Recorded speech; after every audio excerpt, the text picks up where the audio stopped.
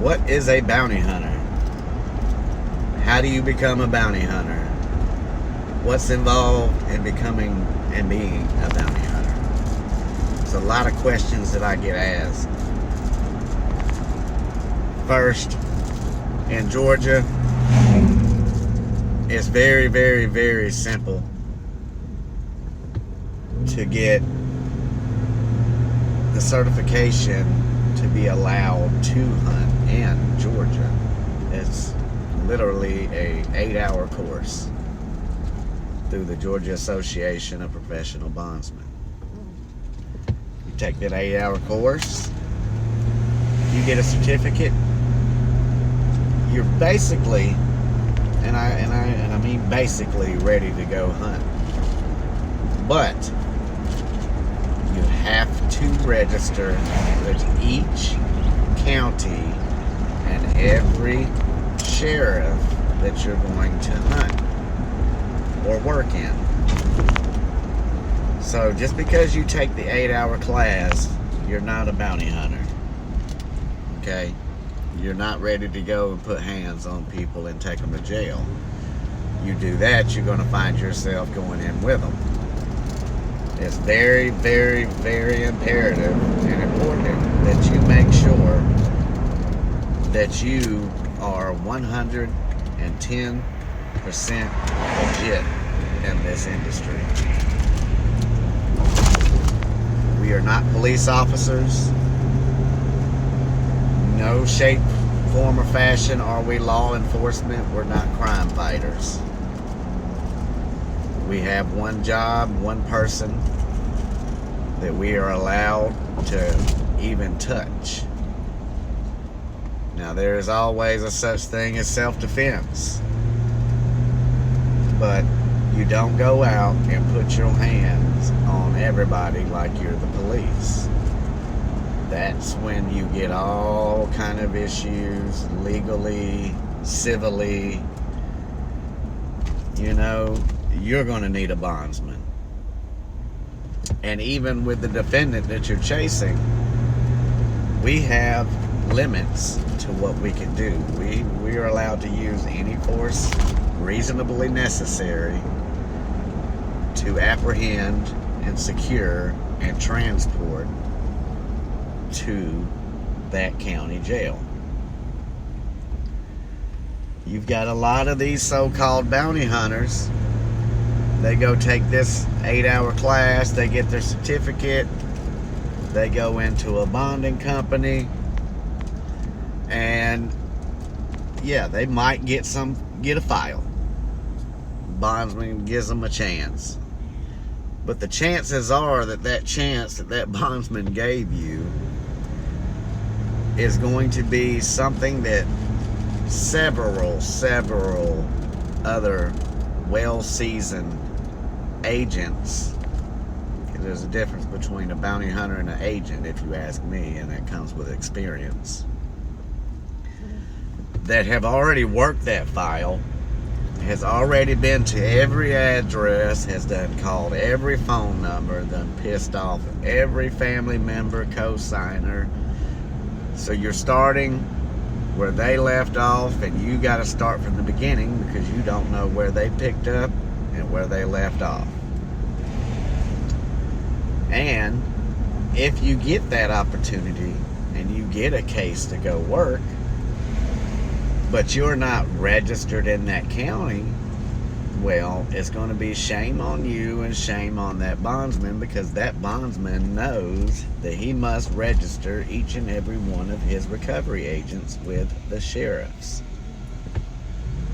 There are some counties in our state, no registration is required. So you're good to go in some of those counties. You work for the bondsman, it's good enough for them for the most part. That does not mean you are good to go everywhere.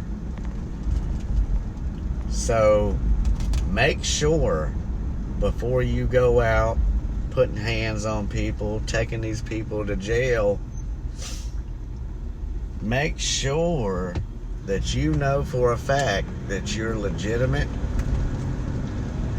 you're legal and you don't go to jail yourself. That is the bottom line.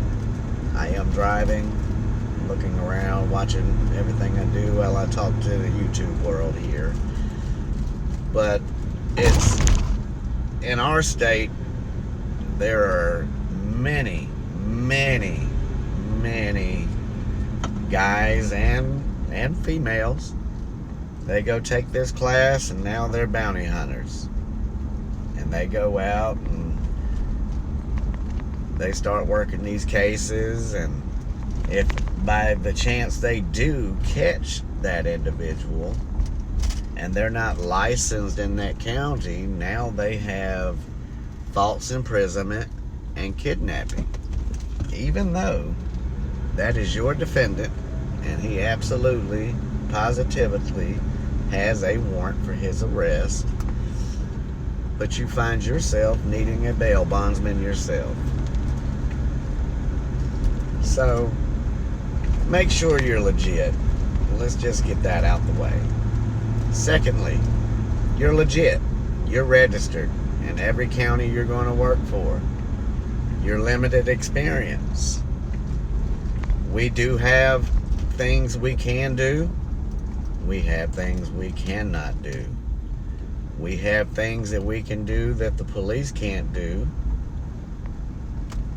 And then there's things that we should absolutely never do. Number one is entering the wrong house. There's nothing wrong with going to someone's address that you believe that your defendant might be at. Maybe you get a tip from somebody that says that they're staying at that place. There's nothing wrong with going and doing your normal thing. Everybody covers every entrance, every exit. But there is a such thing as going overboard in this line of work. So you go, say the address isn't on your warrant, you go out, you go bang on a third party's house, and a third party is another residence that is not on your warrant. If the address is not on your warrant, or it is not the co-signer's address, that is considered a third party home. We cannot enter a third party home without consent unless we visually see our defendant or we are actively pursuing that defendant and he enters that home. Now, then we can break the door down, bust the windows out. We can do whatever we need to do to secure that defendant.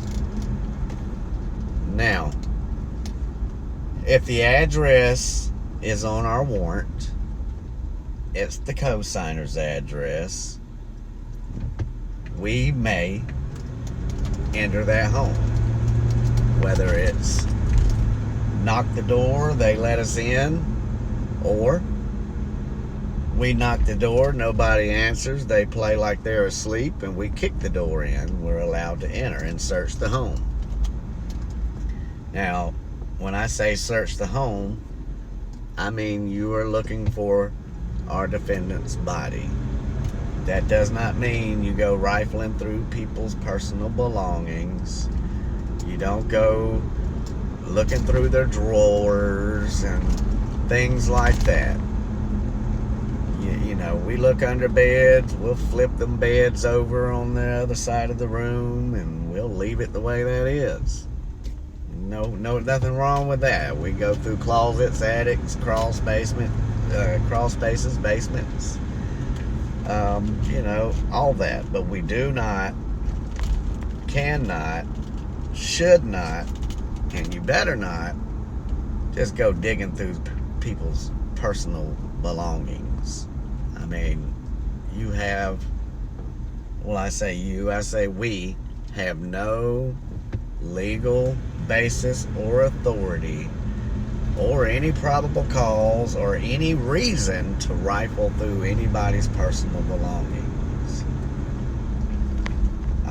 You know, it's one thing if you are a, you know, sheriff's officer and you've got a search warrant and you're looking for a particular thing, and they're going to look through every single thing you got. They have a legal you know, they got a court order or a warrant to do so. We have a warrant for a body. That's it. So don't go out there and just think you can just treat anybody's place the way you want to treat it and just go through their personal items, because that's when you're going to get some legal issues. And if you're smart, you will use body camera, or at least, at minimum, use your cell phone video camera to record everything that you are doing, because we are not the police. We are not law enforcement. We are private citizens. However, we are considered bondsmen. Even though we are bounty hunters, we are still bondsmen. So we have the authority by federal Supreme Court law, which is Taylor versus Tainter, that gives us the authority and the arrest power for that defendant. That doesn't make us crime fighters. That doesn't mean if we see somebody doing something that they shouldn't be doing, that we can go and detain them and put them in handcuffs and take them to jail. And we can't do that. You shouldn't do that, and I hope you never do that. If you're getting into this business, already in it, and just getting your feet wet, there's a lot of things that a lot of bounty hunters do, by seasoned bounty hunters, that are outside of our scope of what we are allowed to do as bondsmen and bail recovery agents. Yes, you know, with the federal law, we have pretty broad powers. We can cross state lines, we can break and enter their home, you know, we can chase them down. We can't get in, let me specify. We can chase them down on foot. We can follow them in a vehicle. We cannot high speed chase them in a vehicle. I don't know why anybody would do that, because all you're doing is putting yourself in danger and the public in danger. So we don't want to do anything that's going to put the public in danger at any point in time. Say you find your defendant in a McDonald's or a Burger King or some populated restaurant where there's young children, there's families there, there's all kind of things going on.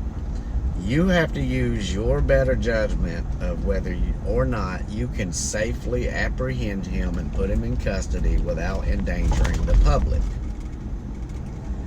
And that means that you catch him completely off guard and you get him so fast he don't have time to react. Then the public is not in danger. We get him out of there as swiftly as possible, and that you know, that business and those families can go about their normal day, and they'll have a story to tell their friends and when they get home. So there's a lot of factors that we must take in place in this line of work. Number one, safety. Safety is always top priority for yourself and for others. Because we do not ever, God forbid, get into a situation where we are exchanging gunfire. We do not want to do that. First of all, nobody's life is worth a bond. You know, I chase murderers, rapists, child molesters, you know, so those people have a lot to lose. They are going away for a long time, and they're going to be more prone to have that exchange of gunfire opposed to peacefully surrendering because they know their life is pretty much over. Some of them may never get back out of jail, and it's a wonder they got a bond to begin with, but that's our criminal justice system for you. But at the same time, we have to use intelligence above strength and the ability to put handcuffs on somebody. Intelligence, intelligence, intelligence. Use your better judgment, because you will find yourself needing a lawyer, a bondsman, and you may end up facing some serious time yourself just because you wanted to have the bigger balls, or you wanted to have the strongest pissing contest with this defendant.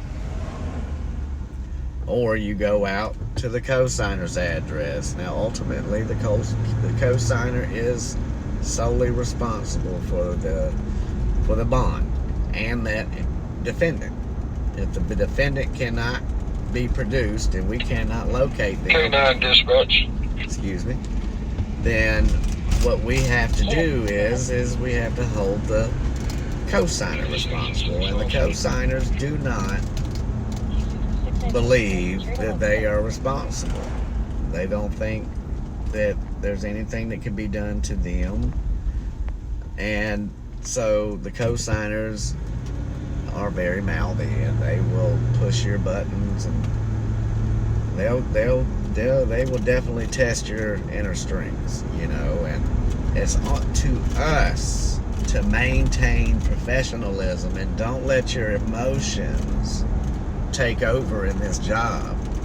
If you're easily pissed off because somebody's yelling at you or calling you names, this is not the line of work that you need to get into, because you will find yourself in jail, on the news, on, you know, as a rogue bounty hunter, and that's not what you want to do. So use your sense and be smart and be legit. You know, don't be going out there because you got your certification and your buddies, oh man, I want to go do this with you, that's so cool, you know, let me go with you, let me go with you.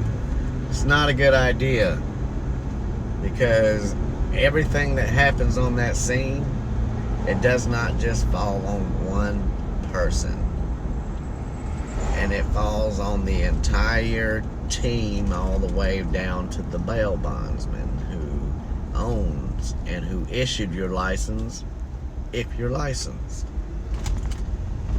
So, and then that ruins your chance to be in this industry, because one time you screw over a bail bondsman in that kind of manner where he's civilly sued, or he's got to go to court because of something that you've done outside of the ordinary. Now, let me clarify, it's not uncommon for the bondsman to get served with some kind of civil lawsuit because we kicked in the address, they kicked in the door of the address that is on our warrant, or the co-signer's address.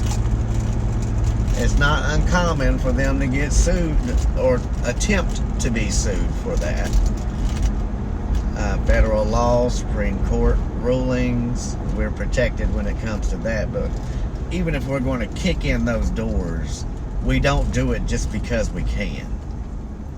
I do not, and I've been in this industry for a long time, and I have never kicked anybody's door in just because I could, without any kind of knowing that my defendant may be there at any time. You know, nobody's going to be honest and say, yeah, he'll be here at 2 o'clock. They're going to tell you that he don't live here or she don't live here, I hadn't seen them in months, and I've got a protective order against them, or all this, that, and the other. And a lot of that may be true. They may genuinely have a protective order.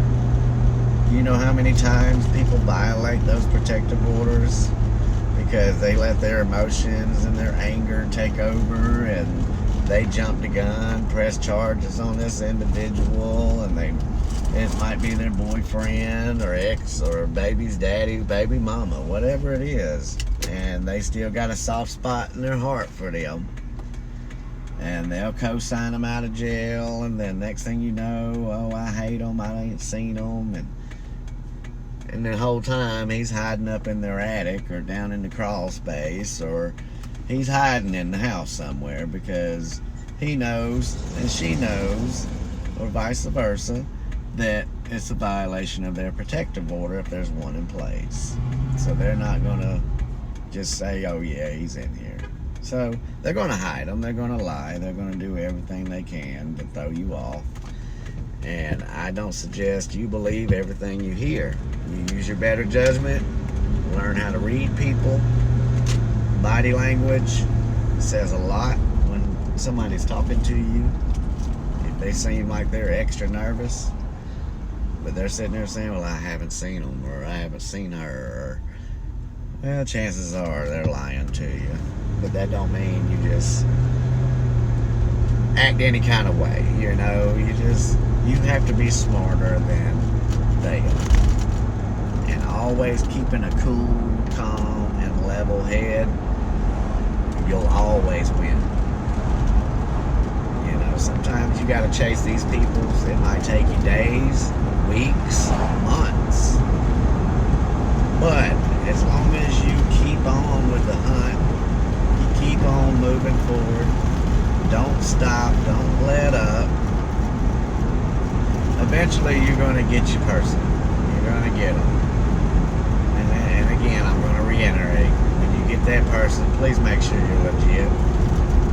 If you're not legit in that county, make sure your bondsman comes and meets you at the jail, or somebody who is registered meets you there to take them in with you, because again, you will find yourself in a whole world of shit that you did not want, all because you was trying to earn a living.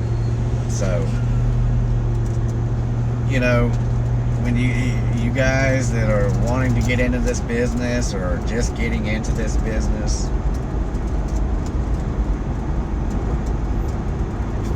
find you someone, or find you a team that is experienced, has a good reputation with the bondsmen. You know, because there's so many people in our industry that really drags our industry through the mud, and bounty hunters, has a terrible name. You know, we're known for the old Wild Wild West days, cowboys and Indians and all that. That's not what this is about. So don't go out there with that cowboy Indian mentality, you know, cops and robbers and all that. You know, there are times we have to come with our guns out. You should never use that firearm unless there is no way out of it. It's either you're going to die right then or pull that trigger. That's the only time you should ever discharge your firearm. You know, we pull our firearm, and yes, we pointed at individuals, or our defendants, I should say. And that's just to get them into compliance. You know, we have less lethal options if we have to, you know, get them in a forceful manner. You know, the taser can be your good friend, but they're not your best friend. The taser does not work on everybody. If they're doped up on meth, or they're just a naturally high-strung individual, that taser's really not going to do too much for that individual. You know, so, or he may not be on drugs. He's just a big, huge bodybuilder, muscle-bound dude, and he's got nerves of steel, and, you know, that taser just feels like somebody stuck a needle in him a couple times, and it's not going to bother him, and then he's going to come after you, and if you're not prepared, you're going to get your ass whooped or worse. So that brings me to another topic, is get proper training, guys. I'm not a big dude, I'm not a big dude at all, and I'm not a Billy Badass, and I'm no Steven Seagal or nothing like that, but I do have a lot of experience, and I've learned a lot of things along the way, and I've also went and got certain training to be prepared for certain situations. And in this line of work, it'll seem like a cool, calm, peaceful, okay, he put his hands behind his back, or she put her hands behind her back, and the next thing you know, you go to try to put the first handcuff on, and then they turn around and swing on you. So you have to be prepared, and have to know how to do your counterattacks. And it's not all about throwing hands and street fighting, because if you injure that defendant and they've got lacerations, or their head's busted open or anything like that, you got to first take them to the hospital, and they have to be medically cleared before you can even take them to the jail. And if they are injured and they're not medically cleared, then you could find yourself again facing some charges or civil liabilities. So it's very important to use good judgment and only use force when you absolutely have to.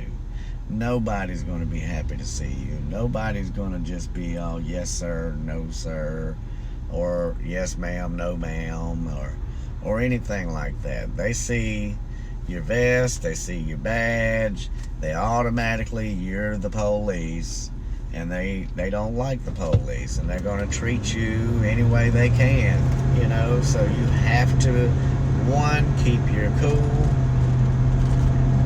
stay on your toes. You have to be able to keep yourself on a 360-degree swivel when you're going through searching a house or putting that defendant into custody, because while you're handcuffing him, you don't know, you got a red beam on you, you don't even know it.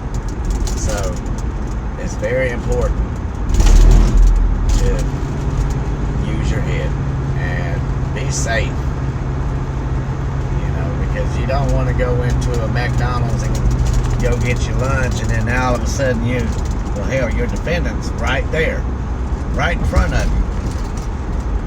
The best thing you can do is go ahead and grab him, take him down as fast as you can, get him secured, and drag him out.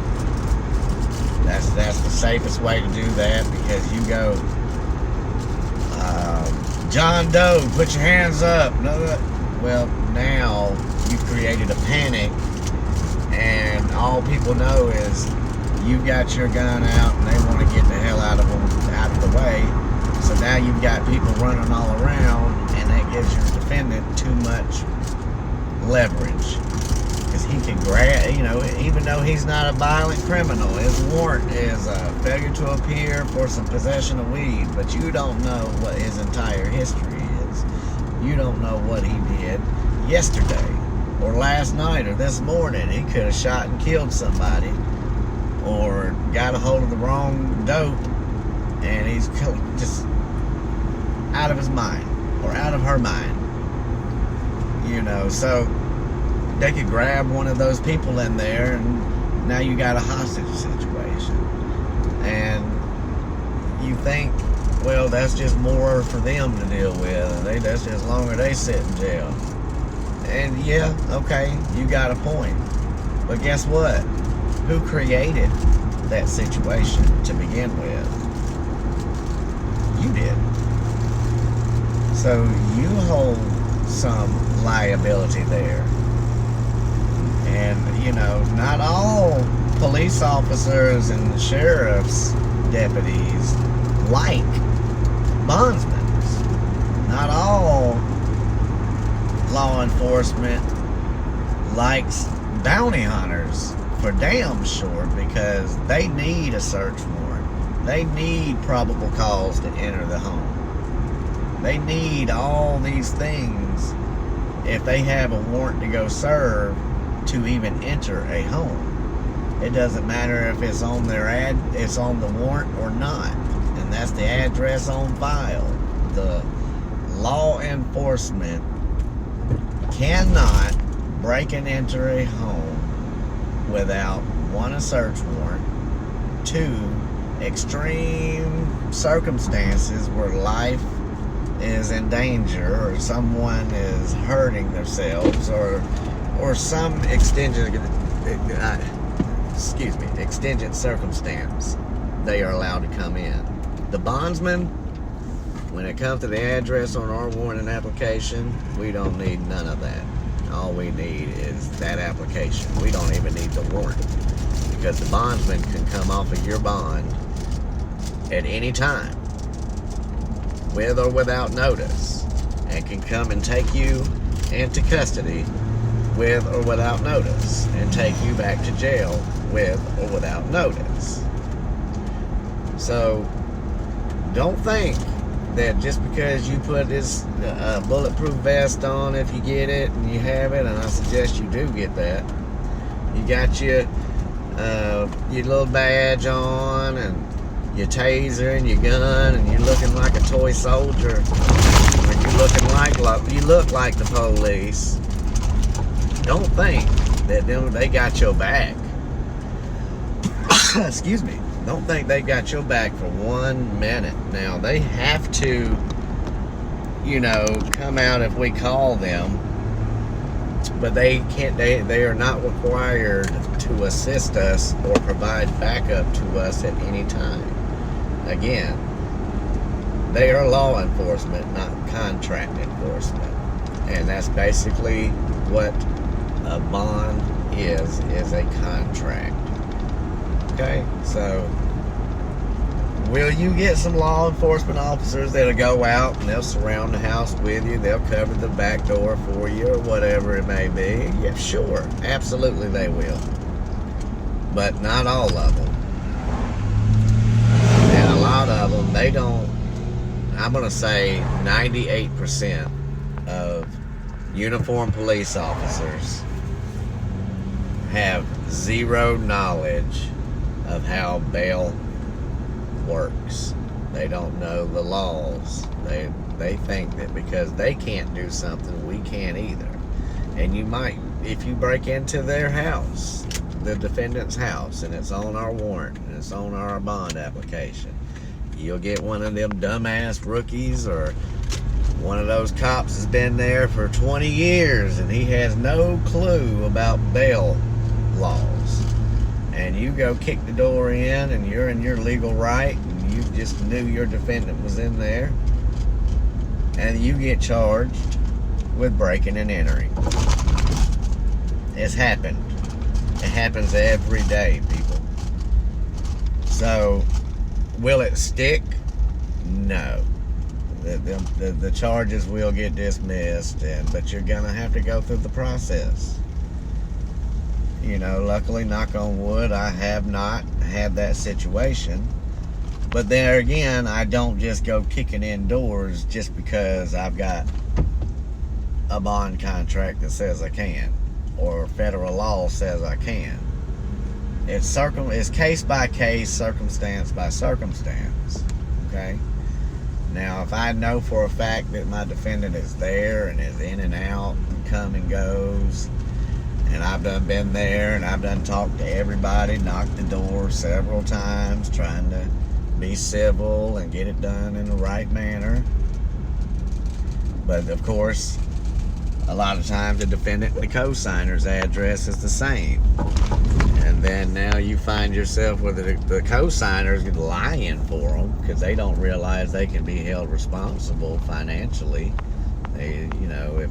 If it means putting a lien on their home, putting a lien on their vehicle, or garnishing their wages, the bondsman's going to get their money. That's a guaranteed. There's no. You sign the contract, you're liable. There's just no ifs, ands, or buts about it. And they don't understand that, but they're going to lie to you. So you've done tried everything. You've been nice. You went and just knocked the door, and I say knock the door. I don't mean beat on the damn door. Bail Bondsmen, blah blah blah blah. No, you don't have to do that all the time. But there are times where I've been the nice guy. I've talked to the defendant and offered him, hey, listen, you turn yourself into me, I'll put some money on your books, whatever it is. I try to help them out. I don't just go and bam everybody up just because I can. It's not required all the time. I have a lot of defendants that I never have to put handcuffs on until I get to the jail. Now that is their policy and their rules, that all defendants and inmates have to be handcuffed inside their center. But when you're in my vehicle and you've acted like a gentleman or like a lady, you didn't give me no problems, you surrendered yourself to me, I have no reason to shackle you and restrain you. You sit in the front seat, it's Doobie and defendant, whatever your name is, taking a ride to the jail. I stop. I'm not Dog the Bounty Hunter, so I'm not going to sit here and lecture you and have these tearful moments, but I'll feed a motherfucker, you know what I'm saying? Like, I know they fixing to go sit in that jail and it's a misdemeanor, failure to appear for traffic or a little bit of weed or whatever it is. You ain't hurting nobody, or you ain't robbing folks and this, that, and the other. I ain't got no problem with stop getting us both something to eat, because I'm going to eat too. And we eat, you get a full belly, you go in there, handle your damn business, and you get some money on your books while you get out, and you get an opportunity to have a bondsman still on your team. So, it's not all about going hard and aggressive. You can come to a lot of this with a human approach. Hell, I've been to jail quite a few times in my life, and I didn't get those opportunities. They bammed me up every chance they got. And I said if I was ever in a position where I had to do this or I was doing this, and I put somebody in jail, that I would give everybody an opportunity to be a human instead of a criminal and my prisoner. But then again, there's so many of these people who take your kindness and they turn it all around, and they're like, oh, you're just a piece of shit, you're just trying to get a paycheck, you're lying to me and all this. And what it comes down to is I don't have to lie to these people. I've got your warrant. I can come in when I want. I kick your door down, I kick your the co-signer's door down. I come in anytime I want, with or without permission. So why do I have to sit here and feed you a line of bullshit for you to go to jail when you're going to jail either way? It's not if you go to jail. It's not if I find you. It's when I find you and when you go to jail. And you get a little bond, and then you go to try to get bonded out, and now nobody wants to touch you because you're known to jump bond. So now you got to come up with cash bond or property bond. And they know you ain't going to court anyway, so they ain't going to let your ass use their property. They ain't going to put their homes up to get you out of jail for you not to show up. So, I mean, we got a little off topic on the do's and don'ts and all that, but it all falls in the same. This video is for information and education. If you're trying to get in this business, you're getting into this business, you just want to make sure you're legit, and you want to be smart. You don't want to let your ego or let your testosterone or your temper get in the way of good common sense, because at the end of the day, you lose if you let that take over, because you're going to find yourself in jail, or you got a court date yourself now, so just be smart and be careful and be legit. You know, there's a lot of tools of this trade that we use. You know, there's times that we have to have radio communication, so you want to make sure you get on with a good radio communication service. Somebody who can run tags, who can run names, and, you know, let you know their criminal history before you go running up on this person that has a failure to appear for a driving on suspended license. But what you don't know is 10 years ago, he did triple homicide murder, and yeah, he's out on the streets, but you don't, you know, there ain't no telling. He could have snitched on somebody or whatever it is, you know. So I just see so many people out here doing this type of work, and then I have to look at that bondsman, and I'm like, well, what the hell is this bondsman doing? You know, they have to take the same class we take every year. So we get the same education, and the law and the rules and the regulations has not changed in many, many years, and it clearly states that the bondsman must and is required to register every agent with the county that they're going to bond or hunt in. But you get so many of these bondsmen that these bounty hunters or these certificate holders just got their certificate last week, and now all of a sudden they ready to go be dog the bounty hunter or whatever, and that's not the way it's supposed to be, and it shouldn't be that way. And if you get a bondsman and he don't even ask for your credentials to show your gun license. That's another thing I need to let you guys know is just because this is a constitutional carry state and we don't need a gun permit, that does not mean that you don't need a gun permit to do bail bonds recovery, because you do. You have to have your class. You have to have your gun license. You can't have felonies. You can't have any violent crimes. You know, so having your gun license is one of the requirements, and I know quite a few who do this, and they don't have their gun license because they say, oh, well, Georgia's a permitless carry. That does not matter. That doesn't apply to us. You go out here and heaven forbid you have to shoot someone, whether it's self-defense or not, and you're in your official capacity and you don't even have a gun license, yeah, your ass is going to jail for whatever murder charge, or if you killed that person, it's going to be for whatever degree murder they decide to charge. So don't be stupid. Be legit. Please, folks, just be legit. This industry is hard enough to get into and maintain. The bond business, the bail bond business is and has been under attack for decades. They've been trying to abolish it for decades, and quite a few states have done so. So,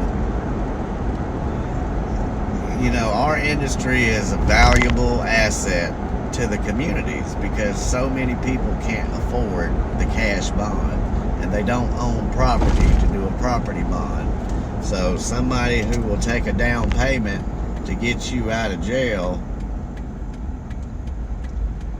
is a valuable asset to a community that is known to have, say, low income areas, or, you know, poverty rates high, or homeless rates high, or drug activities high, you know, drug addicts, you know, they can't afford it, you know, and a lot of times jail, that's the best damn thing for them.